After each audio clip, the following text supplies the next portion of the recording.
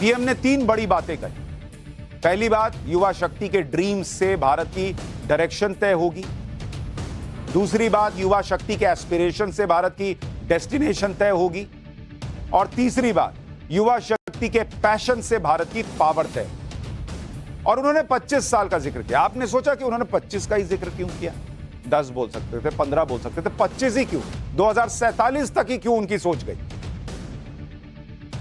PM Modi के दिमाग में 2047 चल रहा है और 2047 का भारत चल रहा है।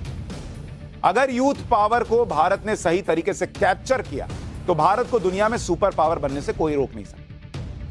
पीएम मोदी क्या सोच रहे हैं, मैं आज आपको डिकोड करके बताता हूं। उनका जो 2047 दिमाग में चल रहा है वो देखिए कहां से आ रहा है। भारत में 90 करोड़ लोग,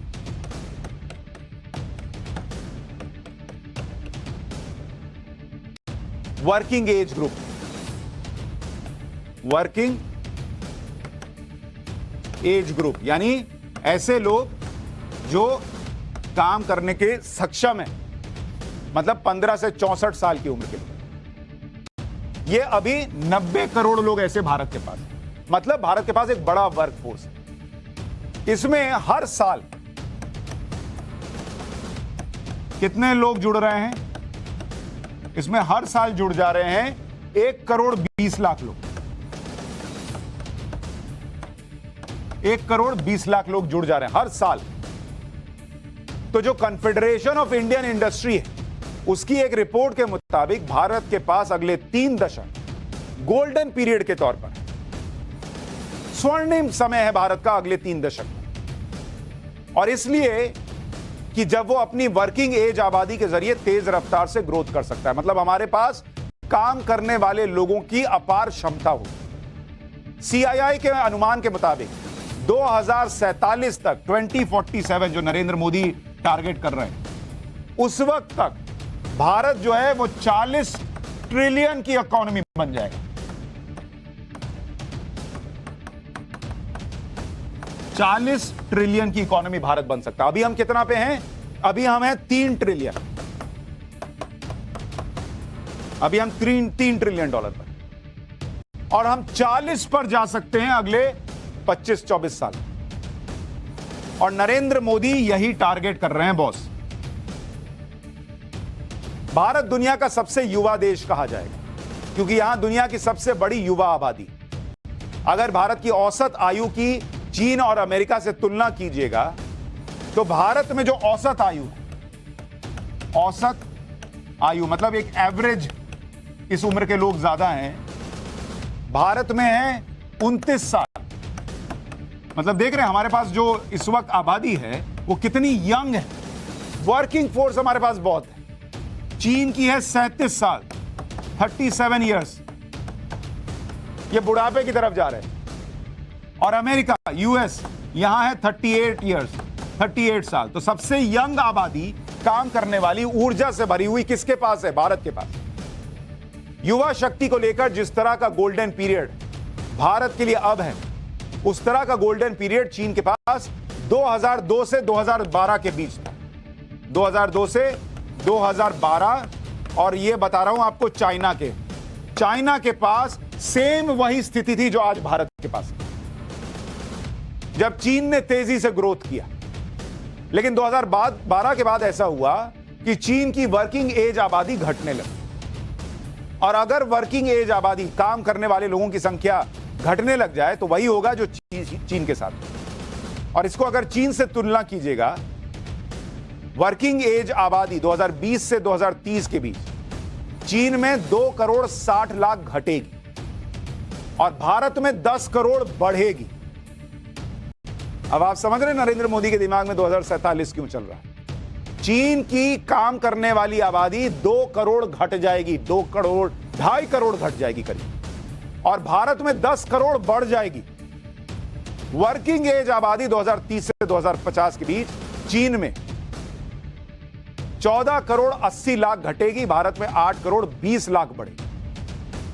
ये देख रहे हैं, ये आंकड़ा अपने आप में इतना कमाल का है कि आप इसको समझिए। 2020 से 2030 अब इसको जरा आपको लिख कर समझाऊंगा तो आपको समझ आएगा कि कैसे ड्रास्टिक चेंज आ रहा है। काम करने योग्य आबादी, ये आपको चीन का बता रहा हूं और ये आपको भारत का बता रहा हूं। क्या जबरदस्त चेंज है वो देखिएगा। 2020 से 2030 इस 10 साल में चीन में 2.60 करोड़ नीचे जा रहा है, 2 करोड़ 60 लाख घट रही है आबादी। भारत में 10 करोड़ बढ़ रही है। या बढ़ेगी, बढ़ी या बढ़ेगी? बढ़ेगी। और अगर इसी को आप 2050 तक ले जाइए, 2030 से आगे अगले 20 साल में, तो देखिए क्या होगा। चीन में 14 करोड़ 80 लाख वर्किंग आबादी घट जाएगी। वहां से वैसे ही फैक्ट्रियां हट रही हैं, कोरोना आया हुआ, अर्थव्यवस्था चरमराई हुई और काम करने वाले लोग भी घट जाएंगे। और भारत में 8.2 करोड़, 8 करोड़ और बढ़ेगी, ऊपर जाएगी काम करने योग्य आबादी। अब आप देख रहे हैं हमारे पास काम करने वाले भयंकर लोग हैं, इनके पास घट रहे हैं। भारत और चीन का आंकड़ा मैं आपको बता रहा हूं। और इसलिए नरेंद्र मोदी ने अभी से 2047 पर फोकस करना शुरू किया। लेकिन इतनी बड़ी आबादी भारत की ताकत तो बनेगी, और तभी बनेगी जब उसे स्किल किया जाए, उसे पर्याप्त मौके मिलेंगे। और नरेंद्र मोदी इसी पर काम कर रहे हैं, क्योंकि अगर इतनी बड़ी आबादी को स्किल नहीं मिला, उसे हुनरमंद नहीं बनाया, तो फिर भारत को इस बड़ी आबादी का जो फायदा मिलना चाहिए वो नहीं मिलेगा। इसलिए नरेंद्र मोदी 2047 के बारे में सोचकर 4E प्लान पर काम कर रहे हैं। 4E का मतलब जो आपको बताया, पीएम मोदी का 4E प्लान।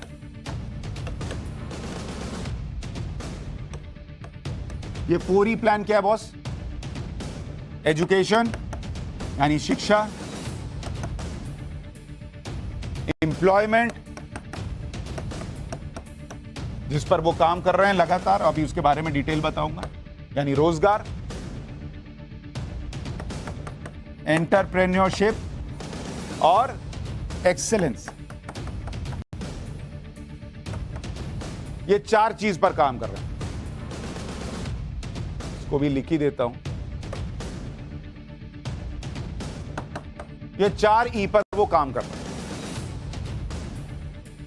इसी वजह से आप देखिए कि 34 साल के बाद एजुकेशन, भारत में नई शिक्षा नीति लाई गई।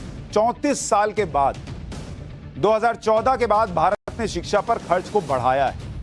8 साल में एजुकेशन के इंफ्रास्ट्रक्चर पर खर्च किया है। कई लोग पूछते हैं अरे किया राम मंदिर की बात होती है, क्या किया?